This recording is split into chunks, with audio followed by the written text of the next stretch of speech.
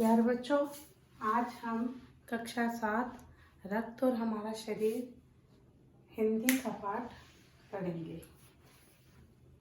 दिव्या अनिल की छोटी बहन है। यूँ तो वह शुरू से ही कमज़ोर है, लेकिन इधर उधर कुछ दिनों से उसे हर समय थकान महसूस होती रहती है। रक्त क्या होता है? हमारा ब्लड को रक्त कहते हैं और शरीर हमारी बॉडी होती है। तो इन दोनों का आपस में क्या लिंक है उसके बारे में हम इस पाठ में पढ़ेंगे। ठीक है। जो दिव्या है वो अनिल की एक छोटी बहन है। उसे अब काफ़ी टाइम से थकान महसूस होने लगी है। उसका मन किसी भी काम में नहीं लगता। भूख भी पहले से कम हो गई है। अस्पताल में से डॉक्टर ने देखा तो कहा, लगता है दिव्या के शरीर में रक्त की कमी हो गई है। जब हमारे शरीर में रक्त की कमी हो जाती है ना, तो हमें अनीमिया हो जाता है। ठीक है। तो डॉक्टर ने कहा इसके रक्त की जांच करवानी चाहिए। अब उसे जांच वाले कमरे में यानी लैब में भेज दिया गया। डॉक्टर ने उसका ब्लड सैंपल लिया, ठीक है, और उसकी जांच, खून की जांच की गई। छोटी सी शीशी में उसके रक्त की कुछ बूंदें डाल दी गई और फिर उसे स्लाइड पर रखा गया। फिर अनिल से डॉक्टर दीदी बोली, तुम कल अस्पताल से रिपोर्ट ले आना, क्योंकि ब्लड को चेक करने में कुछ समय तो लगता ही है। कुछ केमिकल्स का या कुछ रसायन का उपयोग किया जाएगा, तब उससे देखा जाएगा कि किस चीज़ की कमी है, क्या है। अगले दिन अस्पताल पहुंचकर अनिल ने डॉक्टर दीदी के कमरे के दरवाजे पर दस्तक दी। भीतर से आवाज आई, आ जाओ अनिल। अनिल ने कमरे में प्रवेश किया तो देखा कि दीदी सूक्ष्मदर्शी द्वारा एक स्लाइड की जाँच कर रही थी। दीदी के इशारे से वह पास रखी कुर्सी पर बैठ गया। स्लाइड की जांच पूरी होने पर डॉक्टर दीदी ने साबुन से हाथ धोए और तौले से पूछती हुई बोली, अनिल, दिव्या को एनीमिया है। तो यानी कि एनीमिया मतलब रक्त की कमी।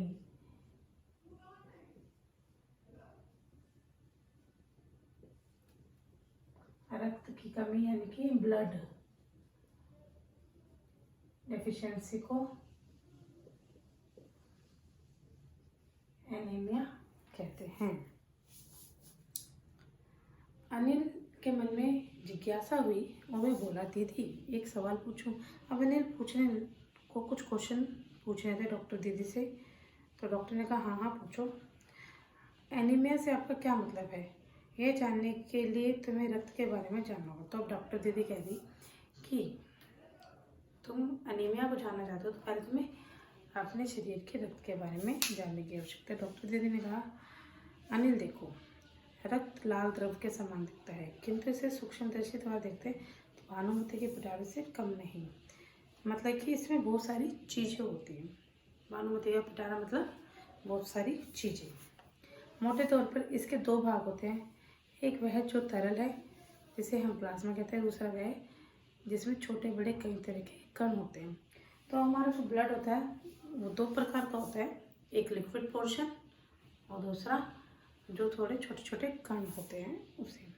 कुछ लाल, कुछ सफ़ेद और कुछ ऐसे जिनका कोई रंग नहीं, जिन्हें बिंबाणु या प्लेटलेट कण कहते हैं। एक कण प्लाज्मा में तैरते हैं। इतना कहकर दीदी ने सूक्ष्मदर्शी के नीचे स्लाइड लगाई, उसे फोकस किया और बोली, देखो अनिल, सूक्ष्मदर्शी द्वारा जो कण तुम्हें दिखाई दे रहे हैं ये है लाल रक्त कण। जो लाल रंग के छोटे छोटे कण दिखाई दे रहे थे वो होते हैं रेड ब्लड सेल। तो अनिल ने जब वो स्लाइड देखी तो वो आश्चर्य में उछल पड़ा। रक्त की एक बूंद में इतने सारे कण, इसकी तो वह कल्पना भी नहीं कर सकता था। मैं बोला, इन्हें देखकर तो ऐसा लग रहा है मानो बहुत सी छोटी छोटी बालूशाही रख दी गई हो। तो जो रक्त के कण है ना, तो इस तरीके से गए। ये स्लाइड है, इस टाइप से, ठीक है।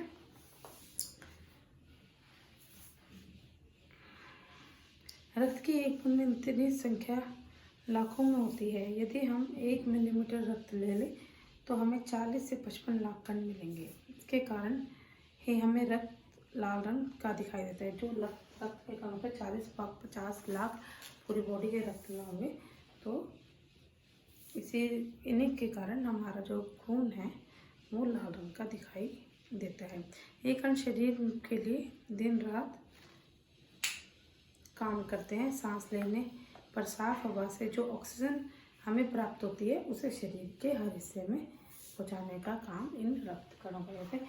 ये क्या करते हैं, ये हमारी वेन्स में जाके ये पूरी बॉडी में ऑक्सीजन को पहुंचाने का काम करते हैं।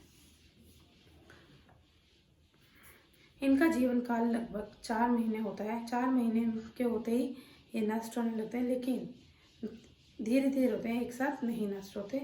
कुछ आज, कुछ कल, कुछ उससे अगले दिन। तब तो कुछ ही महीनों में रक्त खत्म हो जाएगा, अनिल ने ऐसा बोला, मगर ऐसा नहीं है।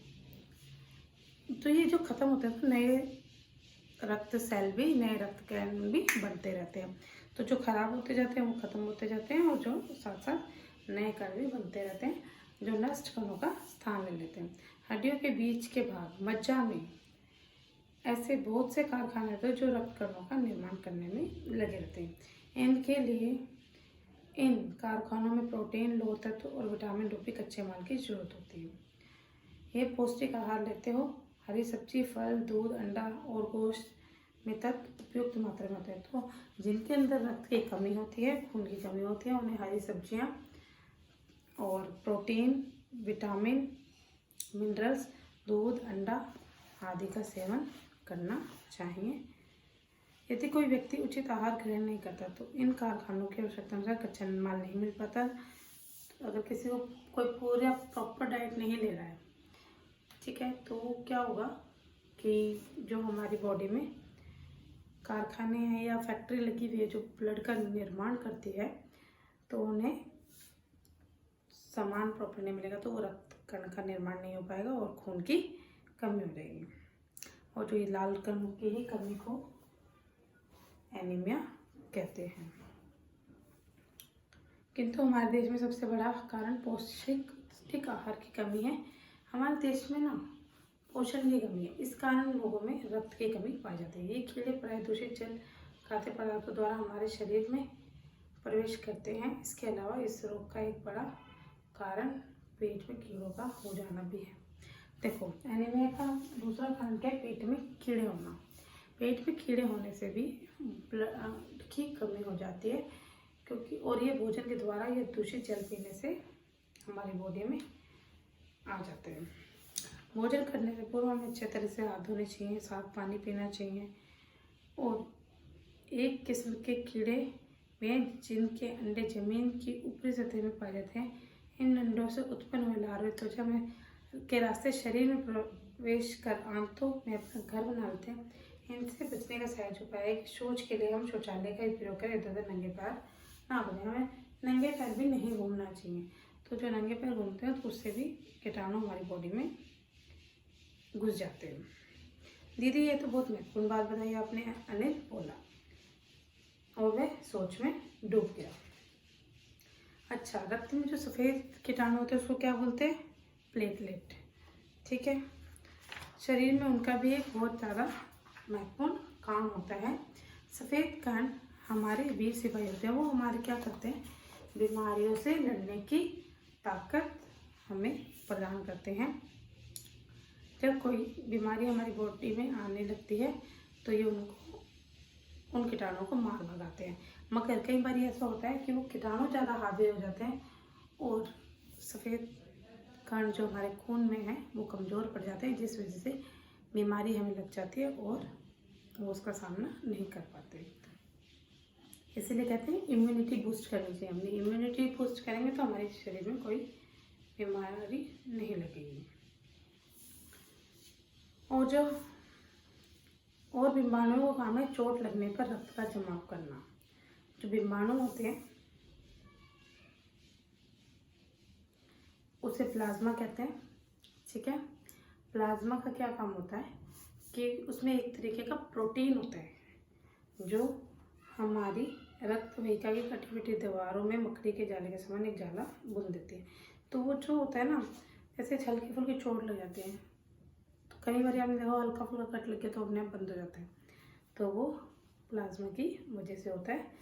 और ये थिकनेस प्रदान करता है, जिससे हमारे जो शरीर में हल्के फुल्के घाव में भर जाते हैं। घाव गहरा हो तो खून बहता ही चला जाता है।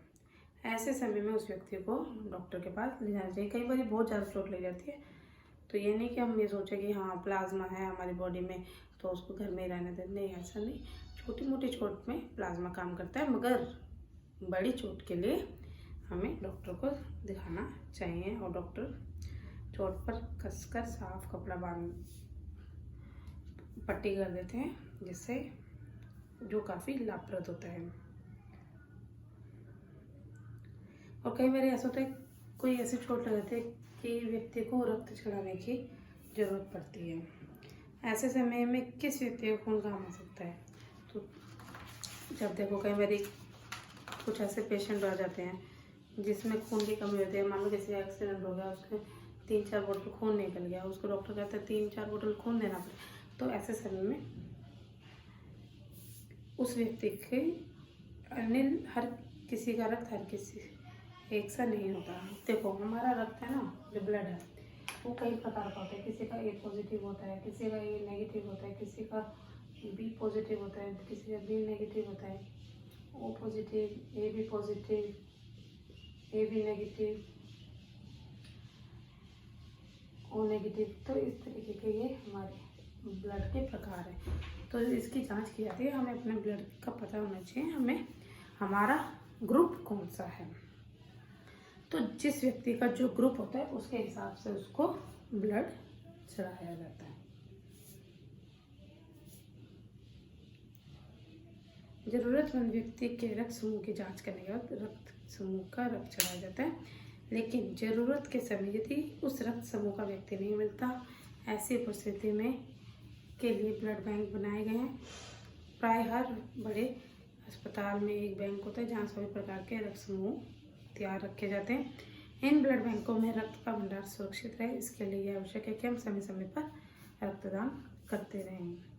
क्या मैं भी रक्तदान कर सकता हूँ? अनिल ने पूछा। नहीं, अभी तुम छोटे हो। 18 वर्ष से अधिक व्यक्ति ही रक्तदान कर सकते हैं। एक समय में उनसे 300 मिलीलीटर रक्त लिया जाता है। कितना मिलीलीटर रक्तदान किया जा सकता है? 300 मिलीलीटर। ठीक है। और कितनी उम्र तक के व्यक्ति दे सकते हैं? 18 वर्ष से बड़े लोग ही रक्तदान कर सकते हैं।